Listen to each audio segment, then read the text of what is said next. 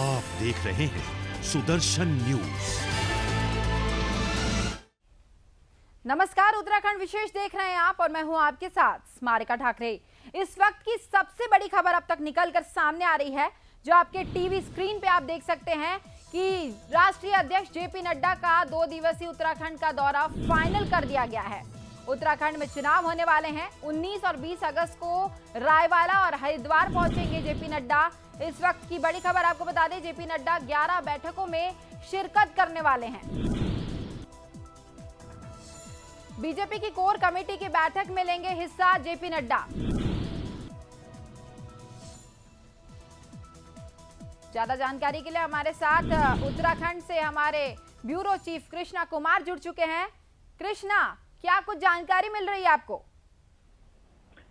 बिल्कुल, इस मामले में देखिए, उत्तराखंड में आज की सबसे बड़ी खबर है कि बीजेपी के राष्ट्रीय अध्यक्ष जेपी नड्डा का 2 दिन का दौरा उत्तराखंड में फाइनल हो चुका है। 19 और 20 अगस्त को रायवाला और हरिद्वार में ताबड़तोड़ 11 बैठकों में वो शामिल होंगे और सभी कार्यकर्ताओं से वो बात करेंगे। हम बूथ स्तर तक के कार्यकर्ताओं से जेपी नड्डा मुलाकात करेंगे, उनकी समस्या सुनेंगे, क्योंकि जैसे जैसे चुनाव पास आ रहे हैं इसको लेकर सभी पार्टियों ने कमर कस ली। चाहे हम कांग्रेस की बात करें, चाहे बीजेपी की बात करें, तो बीजेपी के राष्ट्रीय अध्यक्ष कल सुबह लगभग 11 बजे देहरादून के जोली ग्रांट एयरपोर्ट पहुंचेंगे, जहां से वे सीधा रायवाला स्थित एक होटल में जाएंगे, जहां पर पार्टी कार्यकर्ताओं के साथ उनकी बैठक। बता दें कि बीजेपी कोर कमेटी की भी वो बैठक लेंगे। इसके अलावा कई 11 तरीके की बैठकें जो है बीजेपी के प्रदेश अध्यक्ष मदन कौशिक द्वारा जो है वो रखी गई है, जिसमें वो शिरकत करेंगे और कार्यकर्ताओं को बोलेंगे, क्योंकि आने वाले चुनाव में बीजेपी दोबारा सत्ता में आने का पूरी बोर्ड बना चुकी है। उसी को लेकर वो लगातार प्लान करती है। काफी दिनों से प्रयास लगाए जा रहे थे कि जेपी नड्डा वो कुमाऊं स्थित हल्द्वानी में हो सकता है, लेकिन ये बातें आज खत्म हो गई है। जो प्रयास लगाए जा रहे थे बीजेपी ने खत्म कर दिया है। कल सुबह जेपी नड्डा 11 बजे जोलीग्रांट एयरपोर्ट पहुंचेंगे, जहाँ वो रायवाला जाएंगे। उसके बाद वे हरिद्वार जाएंगे। हरिद्वार में भी काफी मंडलों की वो बैठक लेंगे। आपको बता दें, पंचायत सदस्य होता है, बीजेपी के ब्लॉक प्रमुख हो गए, विधायक हो गए, पार्टी के प्रदेश के पदाधिकारी हो गए, इन सब कार्यकर्ताओं की जो है लगातार बैठकें लेंगे और 2022 को विजय करने का मंत्र कार्यकर्ताओं को देंगे। जी कृष्णा, तमाम जानकारी के लिए आपका बहुत बहुत धन्यवाद। बढ़ेंगे आगे। इस वक्त की एक और बड़ी खबर निकलकर सामने आ रही है। आपको बता दें कि मुख्यमंत्री पुष्कर सिंह धामी का एक बड़ा बयान निकलकर सामने आया है। जो लोग अफगानिस्तान में फंसे हुए थे, अब उन लोगों को वापस अपने वतन लाने की तैयारी में है पुष्कर सिंह धामी, उत्तराखंड के मुख्यमंत्री। जल्द ही सकुशल अपने घर वापस आएंगे लोग। उत्तराखंड की एक बड़ी खबर, हम केंद्र सरकार के साथ लगातार संपर्क में हैं, ऐसा कहा है मुख्यमंत्री पुष्कर सिंह धामी ने। विदेश मंत्रालय से आवश्यक कार्रवाई का अनुरोध भी उन्होंने किया। इस वक्त की बड़ी खबर, मुख्यमंत्री पुष्कर सिंह धामी का एक बड़ा बयान। जो लोग अफगानिस्तान में फंसे हुए हैं भारत के, वो लोगों को वापस अपने देश लाने की तैयारी में सरकार। जल्द ही सकुशल अपने घर वापस वो लोगों को लाया जाएगा जो भी भारतीय अफगानिस्तान में फंसे हुए हैं।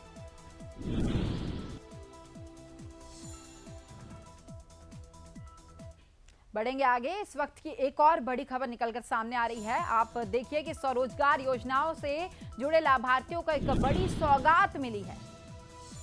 मुख्यमंत्री पुष्कर सिंह धामी ने एक घोषणा की है। इस वक्त की सबसे बड़ी खबर आपको बता दें कि कोरोना पीड़ितों के लिए राहत पैकेज की घोषणा मुख्यमंत्री पुष्कर सिंह धामी ने की है। 118 करोड़ 35 लाख रुपए का ये पैकेज होगा, जो सहायता राशि दी जाएगी। 118 करोड़ से ज्यादा की 7 लाख से ज्यादा लोगों को इसका लाभ मिलेगा। आपको बता दें, इस वक्त की बड़ी खबर, जो लोग कोरोना से पीड़ित थे, अब उन लोगों को एक बड़ी सौगात दी जाएगी।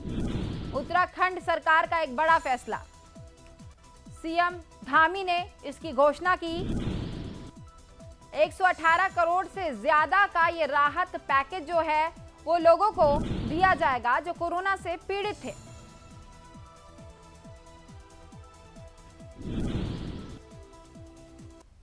बढ़ेंगे आगे। मुख्यमंत्री पुष्कर सिंह धामी मसूरी विधानसभा क्षेत्र के गुनियाल गांव के सामुदायिक भवन में आयोजित रक्षाबंधन समारोह में शामिल हुए। इस अवसर पर उपस्थित महिलाओं को रक्षाबंधन की शुभकामनाएं देते हुए उन्होंने आगे कहा कि रक्षाबंधन भाई बहन के पवित्र बंधन का त्यौहार है।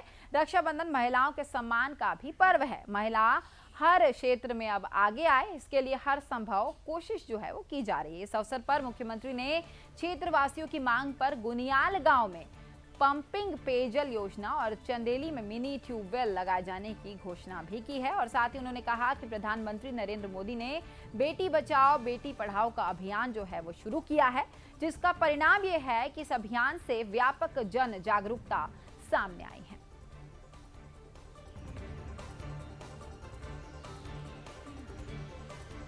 तो वहीं राजधानी देहरादून के कोरोनेशन हॉस्पिटल में फ्री स्वास्थ्य जांच योजना की शुरुआत की गई है, जिसका शुभारंभ मुख्यमंत्री पुष्कर सिंह धामी ने किया। इस योजना के तहत करीब 216 तरह की बीमारियों की जो जांच है वो बिल्कुल निशुल्क की जाएगी। योजना के प्रथम चरण में 6 जनपदों देहरादून, अल्मोड़ा, टिहरी, नैनीताल, हरिद्वार और उधम सिंह नगर के 32 जिला उप जिला चिकित्सालय और सामुदायिक केंद्रों पर लागू की गई है। इस योजना में सभी वर्ग के लोग अपनी जांच निशुल्क करा सकेंगे। तो वहीं मुख्यमंत्री पुष्कर सिंह धामी ने इस योजना से गरीबों के होने वाले फायदे को भी गिनवाया है।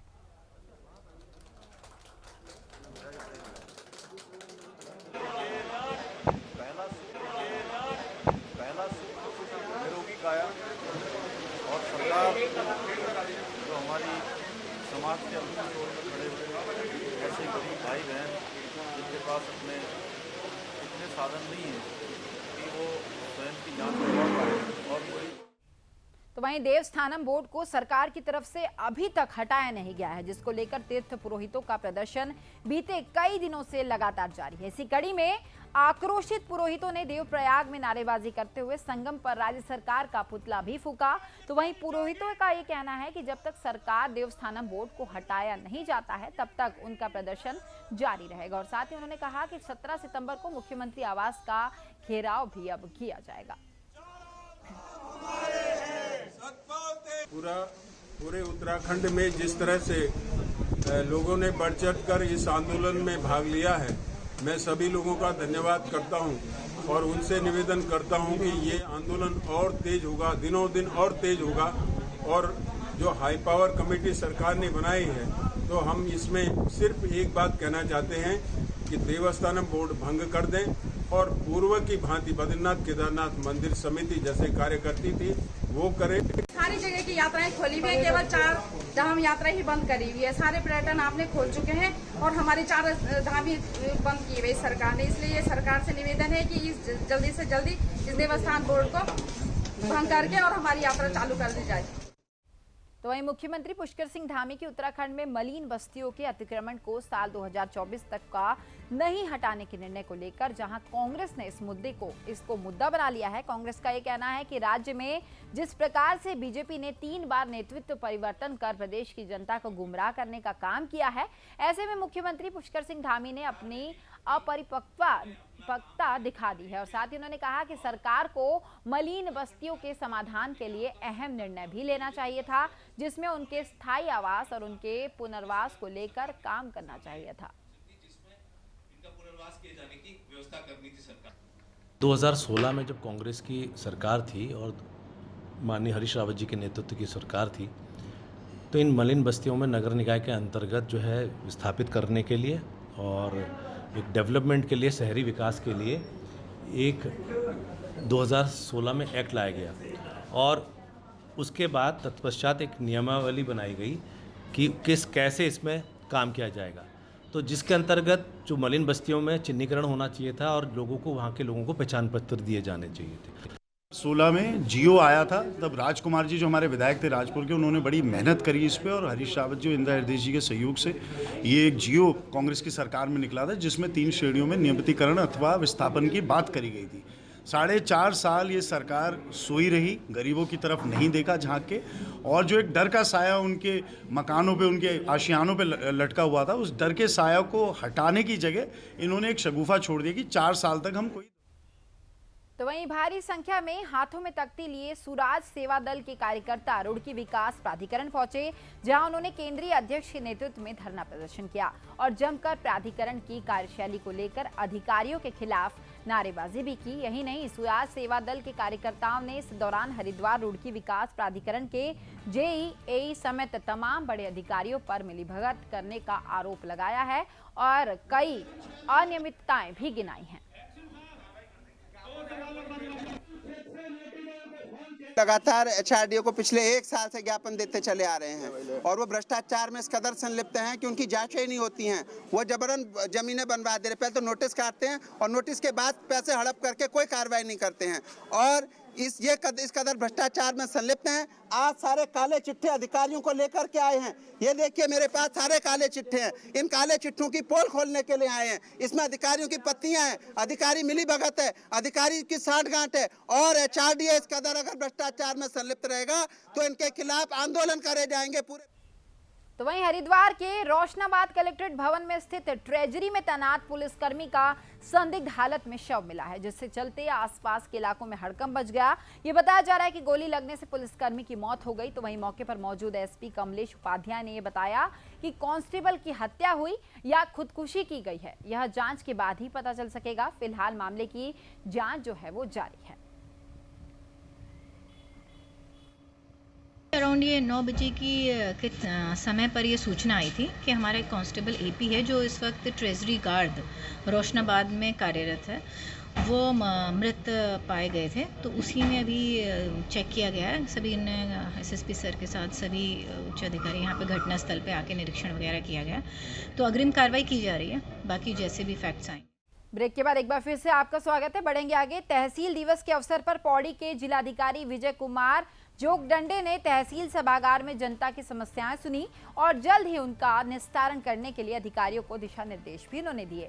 तो वहीं जिलाधिकारी ने ये बताया कि जनता की और विभिन्न समस्याओं को लेकर 75 अर्जियां यहां मिली है, जिनमें मुख्यतः नगर निगम से संबंधित शिकायतें थी। अधिकांश शिकायतें का मौके पर ही निस्तारण कर दिया गया है। इसके अलावा बाकी शिकायतों को लेकर अधिकारियों को निर्देशित कर दिया गया है कि 1 महीने के अंदर इन सभी शिकायतों का निस्तारण जल्द से जल्द किया जाए। तहसील दिवस का आयोजन किया गया है। समस्त जिला स्तरीय अधिकारी यहाँ पर उपस्थित थे। सभी विभागों की शिकायतों पर चर्चा किया गया है। कुल मिलाकर 75 शिकायतें आज प्राप्त हुआ है। विशेषकर शिकायतों का जो स्वरूप है वो नगर निगम के संबंध में है, सिंचाई विभाग के संबंध में है। कुछ शिकायतें जो है वो तहसील में जो न्यायिक कार्य चलता है उसके बारे में भी है। जिन प्रकरणों पर कोई प्रस्ताव विभाग द्वारा तैयार किया गया है और उसमें कुछ कार्रवाई किया गया है। तो वहीं मसूरी यमुना पेयजल योजना के तहत पेयजल लाइनें डाली जा रही है। ठेकेदार जेसीबी की मदद से सड़क को खोद रहे हैं, जिससे लोगों को आने में काफी परेशानियों का सामना करना पड़ता है। सूत्रों की माने तो ठेकेदार को मुख्य सड़क पर जेसीबी चलाने की अनुमति ही नहीं है, लेकिन ना तो इस संबंध में स्थानीय प्रशासन कुछ बोलने को तैयार है और ना ही जल निगम के अधिकारी ऐसे में कुछ बोल रहे हैं। ऐसे में साफ है कि मसूरी यमुना पेयजल योजना के तहत पेयजल लाइन बिछाने के काम में भारी लापरवाही और भ्रष्टाचार को अंजाम दिया जा रहा है।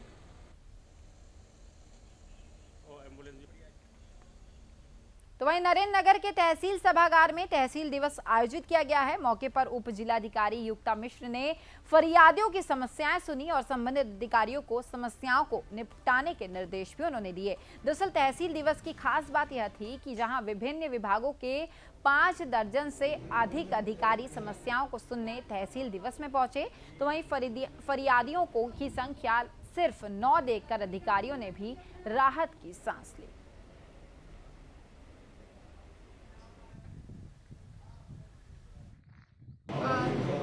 चीफ सेक्रेटरी सर के डायरेक्शंस के कंप्लाइंस में डीएम मैम ने तहसील दिवस का रोस्टर इशू किया था। उसमें सर्वप्रथम तहसील नरेंद्र नगर में आज 17 अगस्त को तहसील दिवस का आयोजन किया गया। अभी तक 15 शिकायतें आई हैं। तहसील दिवस अभी चल रहा है। लास्ट फिगर कंफ्यूजन पर ही बता पाएंगे। आज हम तहसील दिवस के अवसर पर यहाँ पर अपनी शिकायतें कराए थे, पर जिलाधिकारी महोदय तो यहाँ थी नहीं। उप जिलाधिकारी के महोदय के माध्यम से हमने जो मेरी शिकायत थी वो थी जो सरकार द्वारा हर घर जल हर घर नल का एक बहुत बड़ा योजना चलाई जा रही है। तो जो हमारी ग्राम सभा में योजना शुरू हुई है तो मैं चाहती हूँ कि जो संबंधित अधिकारी है वो आके एक बार सर्वे। तो वही रामनगर में मंदिर के पुजारी के साथ उत्पीड़न करने का मामला सामने आया है, जिसके लिए मंदिर के पुजारी ने उप जिला अधिकारी को ज्ञापन सौंपा है, जिसमें कहा गया है कि मंदिर के कुछ लोगों की तरफ से समिति बनाई जा रही है जो मंदिर के पुजारी का उत्पीड़न कर रहे हैं। समिति ने मंदिर परिसर में दान दाताओं के लिए दान पत्र भी बनवाए हैं, जिसमें जो भक्त मंदिर में पूजा करने के लिए आते हैं, चढ़ावा चढ़ाते हैं। अब समिति का ये कहना है कि भक्तों की तरफ से चढ़ने वाला आधा चढ़ावा जो है वो समिति को दिया जाए। तो वहीं इस मामले में उप जिलाधिकारियों का ये कहना है कि मंदिर में भक्तों की तरफ से चढ़ावा जो चढ़ाया जाने वाला है वो चढ़ावा मंदिर के पुजारी का ही होगा। हमने यहाँ पे उप जिलाधिकारी को आज यहाँ पे ज्ञापन दिया है। उसमें ज्ञापन में ये है कि कुछ वहाँ पे समिति के पदाधिकारी द्वारा हमारा शोषण किया जा रहा है और मंदिर का जो मूल स्वरूप है उससे छेड़छाड़ की जा रही है। इस संबंध में हमने आज यहाँ पे एसडीएम साहब को ज्ञापन दिया है। उप जिलाधिकारी महोदय का क्या कहना है इसमें? जी, उनके द्वारा इस समस्या के बारे में उन्होंने पटापिक। तो वहीं बंगाली समुदाय के जाति प्रमाण पत्र में पाकिस्तानी शब्द हटाकर बांग्लादेशी शब्द लिखे जाने की खबरें कई दिनों से आ रही थी, जिसे लेकर अब शासकीय प्रवक्ता सुबोध उनियाल और शिक्षा मंत्री अरविंद पांडे ने ये अफवाह करार दिया है। मीडिया से बातचीत करने में प्रवक्ता सुबोध उनियाल ने कहा कि किसी भी प्रकार का कोई भी अतिरिक्त शब्द नहीं जोड़ा गया है। तो वहीं विधायक सौरभ बहुगुणा ने भी सोशल मीडिया पर चल रही अफवाहों को विराम देते हुए अपना बयान जारी कर कहा कि सोशल मीडिया की अफवाह बिल्कुल निराधार है। पाकिस्तानी शब्द या बांग्लादेशी शब्द पूरी तरह हटा दिया गया है, जिसके चलते आगामी 1-2 दिन में जियो जारी कर दिया जाएगा। उत्तराखंड में निवास करने वाले हमारे बंगाली समाज के भाई बहन हैं, इनके बच्चों को जाति प्रमाण पत्र बनाया जाता था, जिस पे पूर्वी पाकिस्तानी ओब्लिक बांग्लादेशी लिखा होता था। बंगाली समाज सदियों से इसको एक कलंक के रूप में मानता था। हमको भी लगता था यह कलंक है। समाज के लोगों ने कई सालों तक संघर्ष किया, लेकिन उनको सफलता नहीं मिली।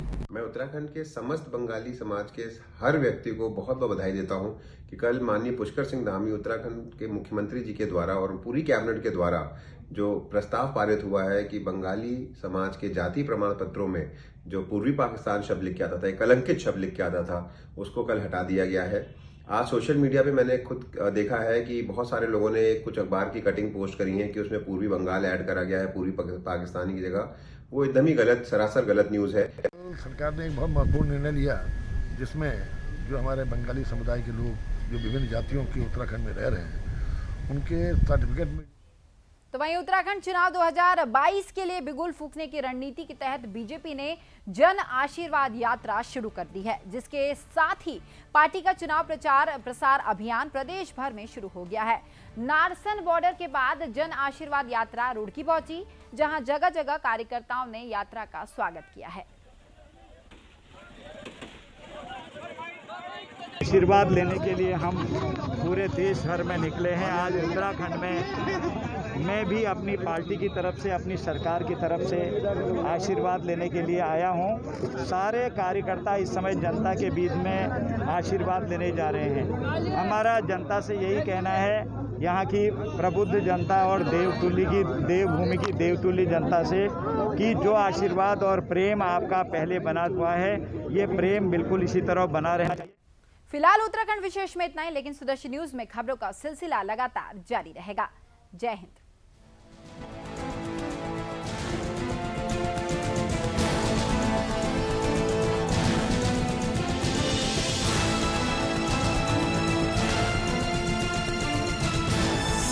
आप देख रहे हैं सुदर्शन न्यूज।